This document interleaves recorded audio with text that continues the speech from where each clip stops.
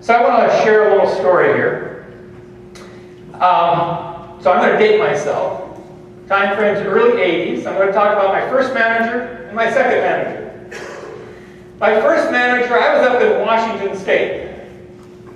Yeah. And Washington State is known as the what state? Evergreen. Absolutely. It's 1/3 evergreen and 2/3 ever-brown. I was on that ever-brown side. Yeah. Anybody recognize the name Moses Lake? Yeah. Okay. So anyway, I had my first job as a sales rep introducing new concepts and technologies into agriculture. And basically, my manager, when he would be out working with me, we'd be walking across the field and go, "What's that weed? What's that weed?" And I'd start quizzing him, "Well, what's that weed?" So we were doing a little weed identification. These are things that people in agriculture do. This is called fun.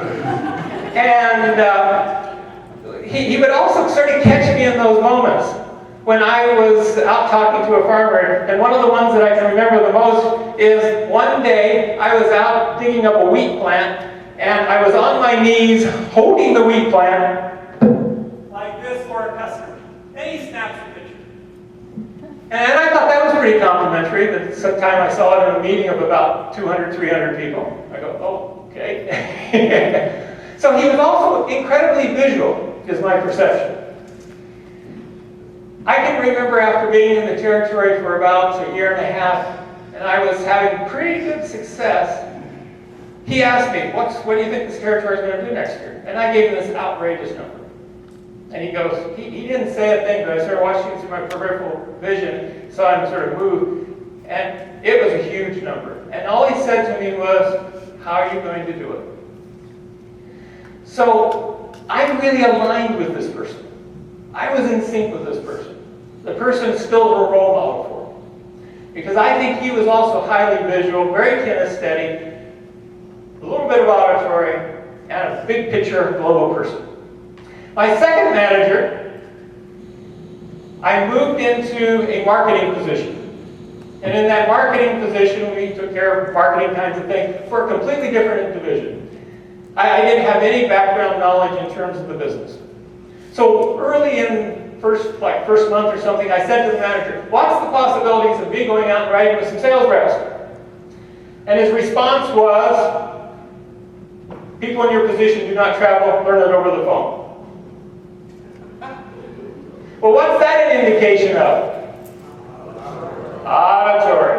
So I'm visual, kinesthetic, auditory, and he might be maybe auditory, kinesthetic, visual, or something. So 30 years ago, I had no clue about these kinds of things. I'd walk into his office, and his walls were bare. And when I go into somebody's office, I love having a whiteboard. Because what will I do with a whiteboard? I'll start putting ideas and drawing pictures and connecting this to that and everything else. So I'd walk into his office, and it was like sterile.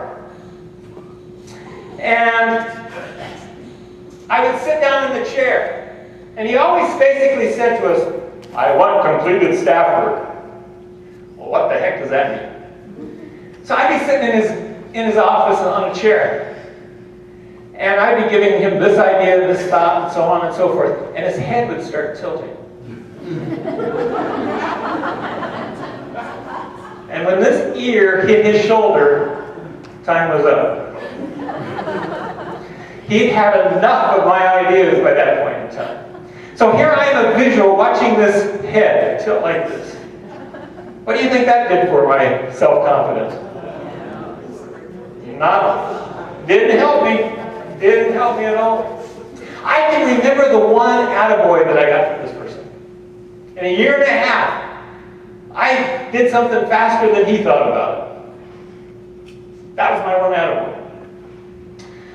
So after about a year and a half of working for this individual, I sat down with him in his office one day and said, "Don, it's been a pleasure working with you, but I'd sure like to move to a different job. I'd like to move to a different division."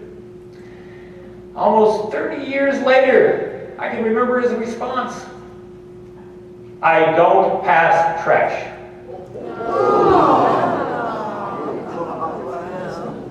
Yeah, how do you think that made me feel? I don't pass trash. So that was pretty shocking. Because number one, I didn't consider myself trash. And I'd worked pretty darn hard for that particular individual and that particular group. In fact, I've received awards for my abilities to forecast and project what the sales were going to be and so on and so forth. So the only thing that I can really look back at to help explain what was going on here, what was this phenomenon, was he and I were severely out of sync. I think he was hugely auditory, kinesthetic, visual, because he didn't like seeing all my pie charts and graphs and those kinds of things, and hugely sequential. I, on the other hand, was hugely visual, kinesthetic, a little bit auditory, because he always used to say, "Can't you hear me?" Well, did you say something important? He also told me a few times I'm really insubordinate. So, bottom line, I think we were totally just out of sync. And I wish I had known 30 years earlier that if I wanted to be successful with this person, I needed to keep it succinct. I needed to keep it to the point. I needed to have a plan that was step 1, step 2, step 3, step 4. And not walk into his office without completed staff work. Somebody's auditory over here, they heard me.